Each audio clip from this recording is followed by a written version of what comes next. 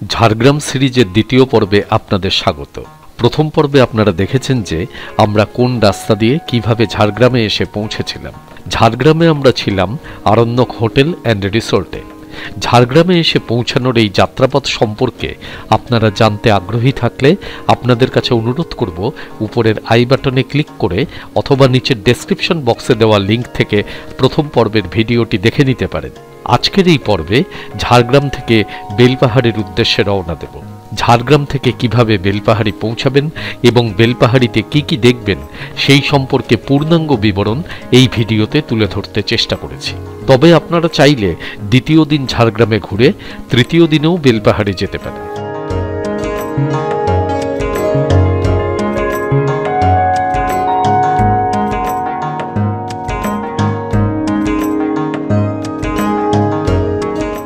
তবে আজ বেলপাহাড়ির উদ্দেশ্যে যাত্রা শুরু করার আগে আপনাদের একবার এই আরণ্যক হোটেল অ্যান্ড রিসোর্ট সম্পর্কে একটি সার্বিক অভিমত দেওয়া প্রয়োজন। ঝাড়গ্রামে এসে আমি উঠেছি আরণ্যক হোটেল অ্যান্ড রিসোর্টে। এই রিসোর্টটা হলো লোধাশুলি হয়ে যে রাস্তাটা ঝাড়গ্রামের দিকে যাচ্ছে সেই রাস্তায় ঝাড়গ্রাম টাউন থেকে 10 কিলোমিটার মতন আগে।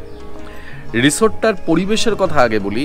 পরিবেশটা খুব সুন্দর, মানে চারপাশটা এত সুন্দর একটা আরণ্যক পরিবেশ যে গাছগাছালি দিয়ে ভরা, খুব সুন্দর পরিবেশ। সকালবেলার দিকটা এই রিসোর্টে ভীষণ ভালো লাগবে, প্রচুর পাখির ডাক, খুব সুন্দর। আর তার সাথে এই গাছপালার মধ্যে এদের সুন্দর বসার ব্যবস্থা রয়েছে। এখানে সুইমিং পুল রয়েছে এই গাছপালার মধ্যে। সেই সব দিক থেকে রিসোর্টটা খুব সুন্দর। এই রিসোর্টে ঢুকেই প্রথমেই এর পরিবেশটা কিন্তু আপনাকে বেশ মুগ্ধ করবে। আমি একটা হোটেলকে 3টে দিক থেকে দেখি। একটা হচ্ছে তার রুম কন্ডিশন, নাম্বার 2 হচ্ছে তার রুম সার্ভিস, এবং নাম্বার 3 হচ্ছে তার রেস্টুরেন্ট এবং ফুড কোয়ালিটি। এবং আমি যখনই কোনো হোটেলে গিয়ে থাকি, আমি যেদিনটা পৌঁছাই তার পরের দিন আপনাদের হোটেলের রিভিউটা দিই। তার কারণ হচ্ছে এতে বোঝা যায় যে সেই হোটেলটার কি কি সুযোগ সুবিধা রয়েছে, কি কি ত্রুটি বিচ্যুতি রয়েছে। প্রথম অবস্থায় গিয়ে ভালোই লাগবে, কিন্তু সেটাকে ব্যবহার করার পরে কি মনে হলো, আরও বিভিন্ন বিষয়গুলো থাকে, যেমন স্টাফেদের সার্ভিসিং ইত্যাদি বিষয়গুলো একটা দিন থাকলে সেটা বোঝা যায়। তো সেই হিসাবেই আমি আপনাদের নেক্সট ডে রিভিউটা দিই, যাতে একটা অনেস্ট রিভিউ দেওয়া যায়। যদি আমি রুম কন্ডিশনের দিক থেকে দেখি তাহলে এই হোটেলের রুমটা যথেষ্ট বড়, বেশ ভালো।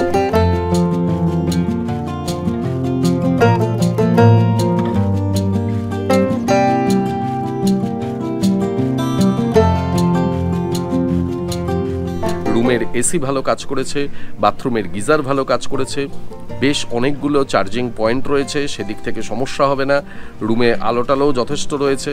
সেই সমস্ত দিক থেকে রুমটা একেবারেই ঠিক আছে, কোনো সমস্যা নেই। সেকেন্ডলি আমি বলি রুম সার্ভিস নিয়ে। রুম সার্ভিসের কথাটায় আমার কিছু কমপ্লেন আছে। কমপ্লেন মানে, আমি যখন প্রথম এই রুমে আসি তখন এখানে আমি দেখি যে বিছনার যে চাদরটা, সেই চাদরটা কিন্তু ওরা ফ্রেশ চাদর দেয়নি। মানে এটা দেখলেই বোঝা যায় যে চাদরটা ইউজ করা, চাদরটা কুচকানো রয়েছে, চাদরটাতে কিছু কিছু জায়গায় ময়লা রয়েছে। তো আমি ওদেরকে ডেকে বললাম যে এই চাদরটা তো মনে হয় পাল্টানো হয়নি। তো ওরা আমার সাথে এগ্রি করলো, চাদরটা পাল্টে দিল। সেকেন্ড প্রবলেম যেটা দেখলাম, রুমে কোনো টাওয়েল দেওয়া নেই। আমি সেটার জন্য আবার ডাকলাম, বললাম যে এখানে তো টাওয়েল দেওয়া নেই। বললো যে আচ্ছা ঠিক আছে, দিয়ে যাচ্ছি।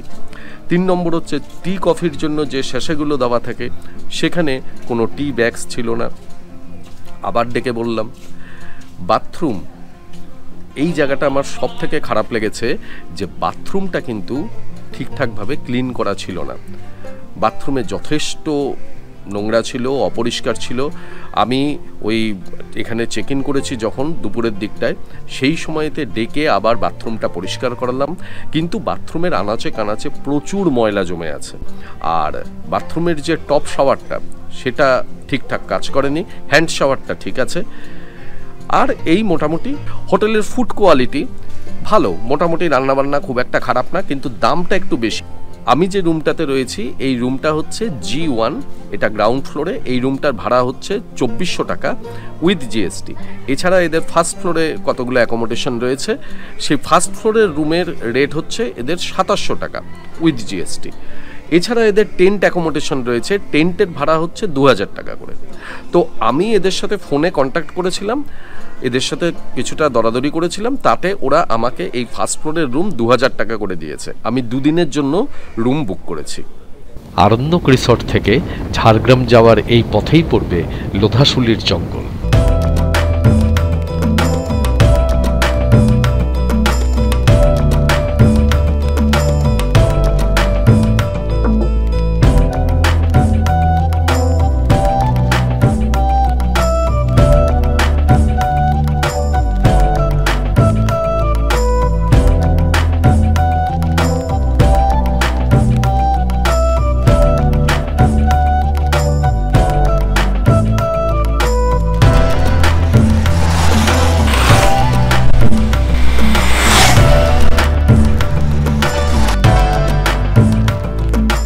ঝাড়গ্রামে ঢোকার প্রায় 6 কিলোমিটার আগে এই যে আমার পেছনে জঙ্গলটা, এটা হচ্ছে লোধাশুলির জঙ্গল।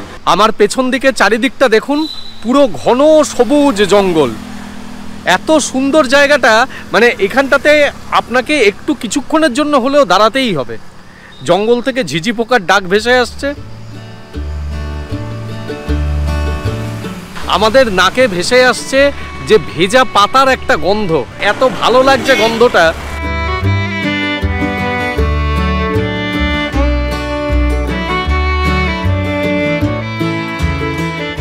ঝাড়গ্রাম থেকে বেলপাহাড়ি যাওয়ার শেয়ার গাড়ি ভাড়া পাওয়া যায়, ভাড়া 50 টাকা। তবে বেলপাহাড়ির বিভিন্ন জায়গায় ঘুরে দেখতে চাইলে উচিত হবে ঝাড়গ্রাম থেকেই একটি গাড়ি ভাড়া করে নেওয়া। ভাড়া পড়বে 2 থেকে 2500 টাকার মতো। আপনি ঝাড়গ্রামের 5 মাথার মোড় থেকে সহজেই গাড়ি পেয়ে যাবেন। এবার আপনাদের বলবো যে ঝাড়গ্রাম থেকে কিভাবে বেলপাহাড়ি পৌঁছাবেন। ঝাড়গ্রামের এখানে আরণ্যক রিসোর্টে আমরা ছিলাম। আপনারা চাইলে ঝাড়গ্রামের এই জায়গাটায় মেন টাউনশিপ, এইখানেও যে কোনো হোটেলে থাকতে পারেন। তো আরণ্যক রিসোর্ট থেকে এই যে রাস্তাটা সোজা গেছে, এই রাস্তাটা এখানে বিনপুর এবং তারপরে এদিকে শিলদা হয়ে বেলপাহাড়ি পৌঁছে গেছে। আর তা না হলে এইখান থেকে এই যে আরণ্যক রিসোর্ট, তার এই পাশ দিয়ে এই যে রাস্তাটা চলে গেছে, এই রাস্তাটা ঝাড়গ্রাম রাজবাড়ি এবং তারপরে এদিকে চিলকিগড়ের কনক দুর্গা মন্দির, এর পাশ দিয়ে এই রাস্তাটা পরিহাটি বলে একটা জায়গা আছে, সেই পরিহাটি হয়ে চলে গেছে বেলপাহাড়ি। এই দুটি রাস্তা দিয়েই বেলপাহাড়ি যাওয়া যায়। তবে প্রথমে আমি এই যে রাস্তাটা বললাম বিনপুর এবং শিলদা হয়ে, এই রাস্তাটা দূরত্ব তুলনামূলকভাবে কম এবং আমরা এই রাস্তাতেই বেলপাহাড়ি পৌঁছেছিলাম। ঝাড়গ্রাম থেকে বেলপাহাড়ি এসে আপনি সোজা প্রথমে এসে মিলবেন এই ইন্দিরা চক, এই জায়গাটাতে। এরপরে ইন্দিরা চক থেকে এই রাস্তাটা ধরে আপনি সোজা এগিয়ে যাচ্ছেন। গিয়ে আপনি বেলপাহাড়িতে যে যে জায়গাগুলো দেখবেন সেগুলি হলো, এই ইন্দিরা চক থেকে এই রাস্তাটা সোজা এসছে এবং এই দিকে যদি আপনি ডান দিকে চলে যান তাহলে এখানে আপনি পাবেন ঘাগরা। ঘাগরা থেকে একটু বাঁদিকে যে রাস্তাটা গেছে সেটাতে গেলেই আপনি পাবেন তারাফিনি ড্যাম। আর এই দিকে আপনি এই রকম জায়গাতে পাবেন হচ্ছে এখানটাতে খান্দারানি লেক, আর এই দিকে পাবেন তার গাদ্রাসিনী পাহাড়। আর সোজা এই রাস্তাটা ধরে যদি আপনি চলে যান তাহলে এখানে আপনি পাবেন লাল জল গুহা। আর এই দিকটাতে যদি আপনি যান এই পাশের রাস্তাটা দিয়ে, তাহলে এখানে আপনি পাবেন ধাঙ্গি কুসুম, এইখানটাতে ধাঙ্গি কুসুম এবং কেতকী ঝর্ণা। এই হচ্ছে মোটামুটি বেলপাহাড়িতে প্রধান দ্রষ্টব্য জায়গাগুলো। এছাড়াও আরও বেশ কয়েকটি ছোটোখাটো জায়গা আছে, কিন্তু আমরা এই ধাঙ্গি কুসুম এবং কেতকী ঝর্ণা এই দুটো জায়গাতে আমরা বৃষ্টির জন্য যেতে পারিনি। আরেকটা কথা, এই যে রাস্তাটা সোজা চলে যাচ্ছে, এই রাস্তাটা ধরে এখানে এই লাল জলের পরে একটা জায়গা আছে চাকাডোবা, সেই চাকাডোবার থেকে বাঁদিকে যে রাস্তাটা যাচ্ছে সেই রাস্তাটা ধরে আপনি চলে যেতে পারেন কাঁকড়াঝোড়।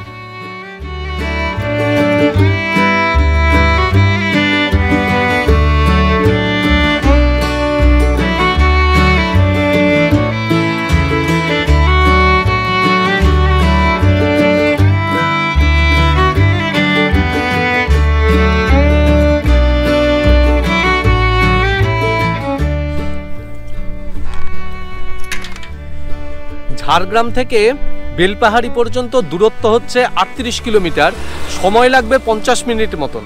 কিন্তু এই রাস্তাটার দুপাশে, মানে বিনপুর শিলদা হয়ে যে রাস্তাটা বেলপাহাড়ি যাচ্ছে, রাস্তার দুপাশটা এত সবুজ বলে বোঝাতে পারবো না।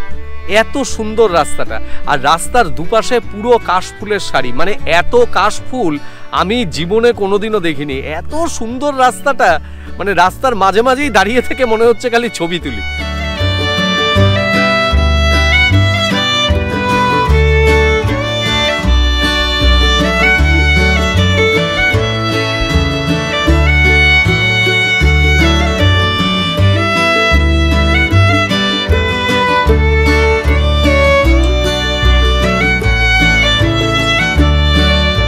সৌন্দর্যকে ভাষায় প্রকাশ করার মতন সাহিত্যিক দক্ষতা বা কাব্যিক মুন্সিয়ানা কোনোটিই আমার নেই, আর তা যদি থাকতো তাহলে হয়তো ভাষায় প্রকাশ করতে পারতাম ঝাড়গ্রাম থেকে বেলপাহাড়ি যাওয়ার পথের এই সৌন্দর্য।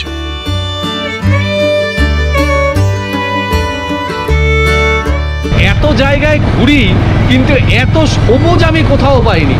দুপাশে কখনো শালের জঙ্গল, কখনো সবুজ ধান ক্ষেত, আর তার মাঝখান দিয়ে এত সুন্দর রাস্তা, মানে এই রাস্তা দিয়ে বাইক চালানো যে কি অসাধারণ অনুভূতি, মানে আমি বলে বোঝাতে পারবো না।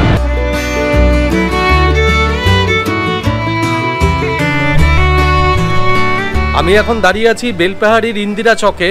এই ইন্দিরা চকে এই যে দোকানটা দেখছেন, কাঁচা লঙ্কা রেস্টুরেন্ট, এইখানে এসে আপনারা খাওয়া দাওয়া করতে পারেন দুপুরের। আর এই দোকানের যিনি কর্ণধার, ইনি হচ্ছেন আমাদের শিয়ালদা মেন লাইনে পায়রাডাঙ্গার লোক। ওনার নাম হচ্ছে বিধান দেবনাথ।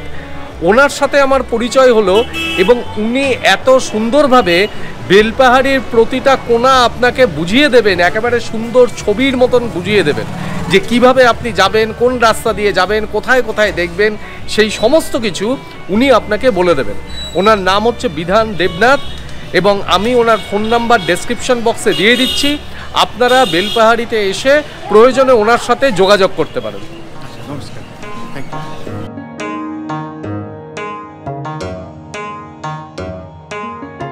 এরপর বেলপাহাড়ির ইন্দিরা চক থেকে আমরা রওনা দিলাম ঘাগরা জলপ্রপাত এবং তারাফেনী ড্যাম দেখার উদ্দেশ্যে।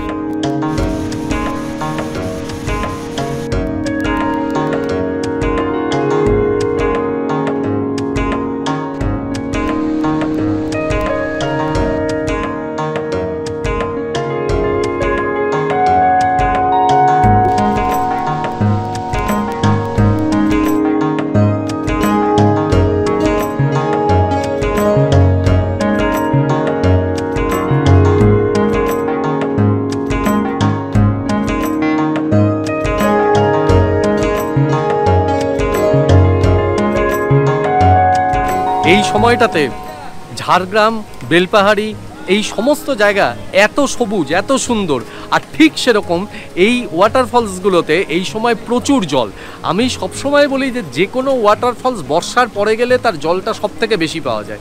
আমার চ্যানেলে চিত্রকূটের একটা ভিডিও রয়েছে, চিত্রকূট ওয়াটারফলসের, যেখানে আমি ঠিক বর্ষার পরে এই সেপ্টেম্বর মাসেই গিয়েছিলাম এবং অসম্ভব ভালো জল পেয়েছিলাম। আর এই ঘাগরা ওয়াটারফলস মানে বেলপাহাড়ির একটা অপূর্ব সুন্দর ওয়াটারফলস। আর এই যে ফলসটা, এটার নাম ঘাগরা হওয়ার কিন্তু একটা কারণ রয়েছে, কেননা এই ফলসটার একটা স্পেশালিটি রয়েছে যেটা অন্য কোনো ফলসে আপনি দেখতে পাবেন না। সেটা হচ্ছে এই ফলসটার চারপাশে যে এই যে রকি বেডগুলো রয়েছে, মানে এই যে পাথরগুলো রয়েছে, এই পাথরগুলোর মধ্যে কিছু কিছু পাথর রয়েছে যেগুলো হার্ড রক, তার মধ্যে সফট রক কিছু কিছু রয়েছে, মানে কঠিন যে শিলাটা থাকে পাথরটা, তার মধ্যে কিছু নরম পাথর রয়েছে। আমি দেখাচ্ছি এখানে, এই যে দেখতে পাচ্ছেন, এই যে এই জায়গাগুলোতে এই যে রকগুলো, এগুলো হচ্ছে হার্ড রক, আর তার মাঝখানে এইটা ছিল হচ্ছে সফট রক। এই জলের প্রবাহতে এই যে নরম শিলাটা, এই নরম শিলাটা ক্ষয় পেয়ে যায়, ক্ষয় পেয়ে গিয়ে এই রকম সব আকৃতিগুলো তৈরি করে। এই আকৃতিগুলোকে অ্যাকচুয়ালি বলা হয় এগুলোকে পটহোলস, কিন্তু স্থানীয় লোকেরা এগুলো যেহেতু একটা হাড়ির মতন দেখতে, সেই কারণে এখানকার স্থানীয় কথা অনুসারে ফলসের নাম কিন্তু হচ্ছে ঘাগরা ফলস।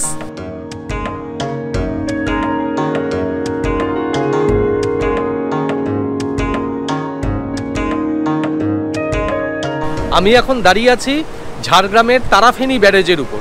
এটা ঘাগরা জলপ্রপাত যেটা আমরা দেখলাম, সেই ঘাগরা জলপ্রপাত থেকে আরও কিছুটা এগিয়ে এসেই এই তারাফেনী পড়বে। ঝাড়গ্রামের যে প্রধান চারটে নদী, সুবর্ণরেখা, কংসাবতী, ডুলুং এবং তারাফেনী, এই তারাফেনী ব্যারেজ সেই তারাফেনী নদীর উপরে নির্মিত। এই তারাফিনী ব্যারেজে মোট লক গেটের সংখ্যা হচ্ছে 10টা।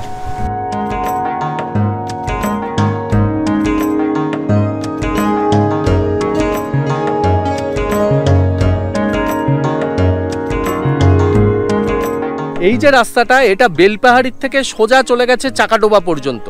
এই রাস্তাটা জঙ্গলের মধ্য দিয়ে রাস্তা এবং খুব সুন্দর লাগবে।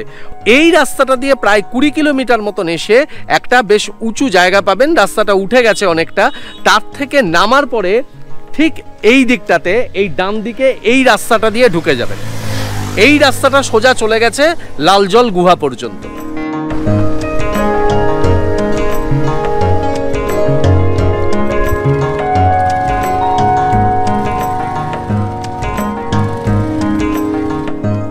আমি এখন এসেছি লাল জলে। রাস্তাটা, যে রাস্তাটা দিয়ে আসলাম সেটা খুব খারাপ, মানে চাকাডোবার থেকে যে রাস্তাটা লালজল পর্যন্ত এসছে সেই রাস্তাটা খুব খারাপ। তারপরে আপনাকে এই পাহাড়টার উপরে উঠতে হবে। এখানে উঠে আপনি একটা গুহা পাবেন যেখানে বিভিন্ন প্রত্নতাত্ত্বিক নিদর্শন আছে। আর এইখানে একটা মন্দির রয়েছে। প্রত্নতাত্ত্বিক নিদর্শন হচ্ছে যে পুরনো প্রস্তর যুগের মানুষের ব্যবহার্য বিভিন্ন জিনিসপত্র, যেগুলো বর্তমানে এখান থেকে সংগ্রহ করে ভারতীয় মিউজিয়ামে নিয়ে গিয়ে রাখা হয়েছে। মানে কলকাতায় যে ইন্ডিয়ান মিউজিয়াম, সেখানে নিয়ে গিয়ে রাখা হয়েছে। আর শুধু তাই নয়, এর চারপাশের যে দৃশ্যটা, সেই দৃশ্যটা অসাধারণ। এই যে আমি দেখাচ্ছি, এই যে পুরো পাহাড় আর পাহাড়ের নিচ দিয়ে এখানে ধান ক্ষেত, এত ভালো লাগবে।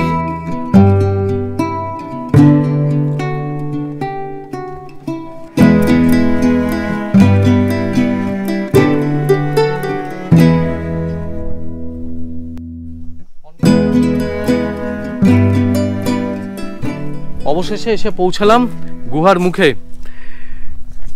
এই যে এইখানটাতে হচ্ছে গুহা,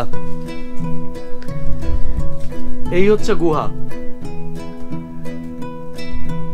এই জায়গাটা, আর এইখান দিয়ে গেলে আরেকটা গুহা পাওয়া যাবে।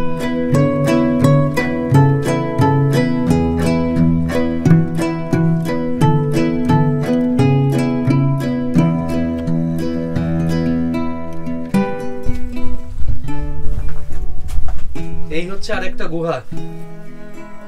এইগুলো সব প্রত্নতাত্ত্বিক গুহা।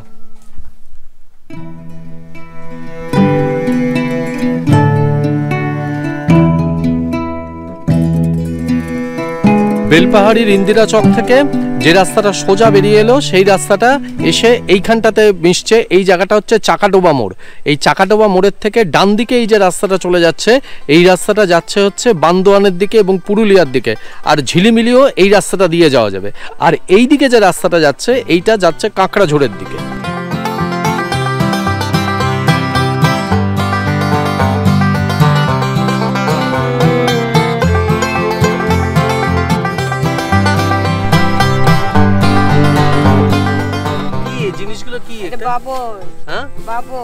বাবই, এটা কি বাবুই গাছ না? এই যে ঘাসগুলো, এই ঘাসের মতন, এটা দিয়ে দড়ি তৈরি হয়। এই যে আমি দেখছি যে রাস্তার ধারে দড়িগুলো, এটা দিয়ে এখানে গ্রামে সবাই করে না এগুলো? এরকম করে নিয়ে দড়ি না করলে কি করে খাবো?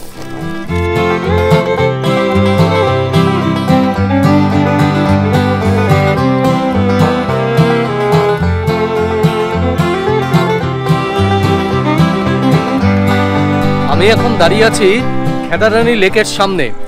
পাহাড়ের কোলে অপূর্ব সুন্দর প্রাকৃতিক পরিবেশে এই লেক। চারিদিকটায় পুরো পাহাড় ঘেরা, আর তার মাঝখানে এই লেক।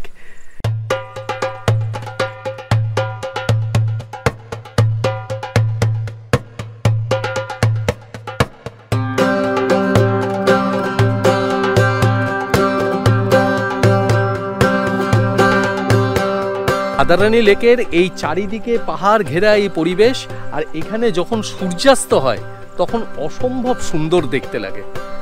আমি আজকে সূর্যাস্তের জন্য ওয়েট করতে পারছি না, কিন্তু যদি আপনারা বিকেলের দিকটায় আসেন, যখন সানসেট হয় সেই সময়টাতে, তাহলে খাদারানি লেকের এই সূর্যাস্ত আপনাদের সারা জীবন মনে থাকবে। আর তাছাড়া এই জায়গাটা পুরো পরিযায়ী পাখিদের মেলা বসে শীতকালে।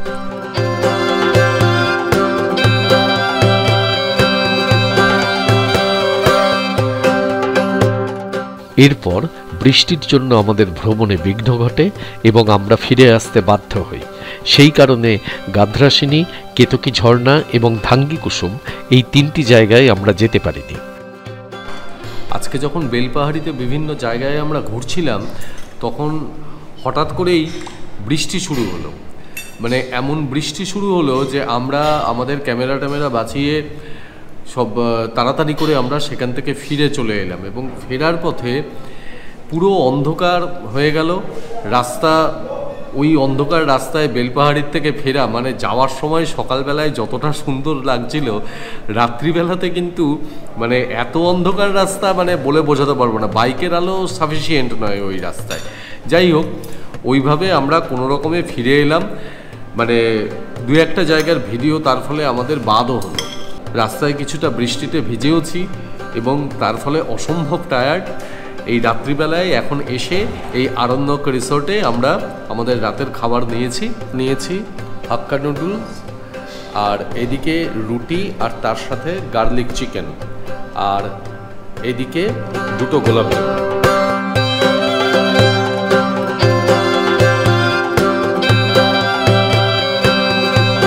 চোখে তখনও লেগে সারাদিনের সবুজের অভিযানের ঘোর। বেলপাহাড়ির শালের জঙ্গল, সবুজ ধানক্ষেত আর কাশফুলের দোলায় তখনও যেন সম্মোহিত হয়ে আছে আমাদের চেতনা। এরপর শেষ পর্বে আপনাদের দেখাবো ঝাড়গ্রামের বিভিন্ন গুরুত্বপূর্ণ দর্শনীয় স্থান, শোনাবো প্রতিটি জায়গার ইতিহাস। অবশ্যই আজকের পর্বটি কেমন লাগলো জানাবেন। আর যদি আজকে প্রথমেই চ্যানেলে ভিডিও দেখে থাকেন তাহলে ভালো লাগলে অবশ্যই সাবস্ক্রাইব করবেন এবং সাবস্ক্রাইব বাটনের পাশের বেল আইকনটিকে ক্লিক করে অল নোটিফিকেশনটিকে অন করে দেবেন, যাতে পরের ভিডিওটি আসলেই আপনি সময় মতন দেখতে পারেন। ভালো থাকবেন, ধন্যবাদ।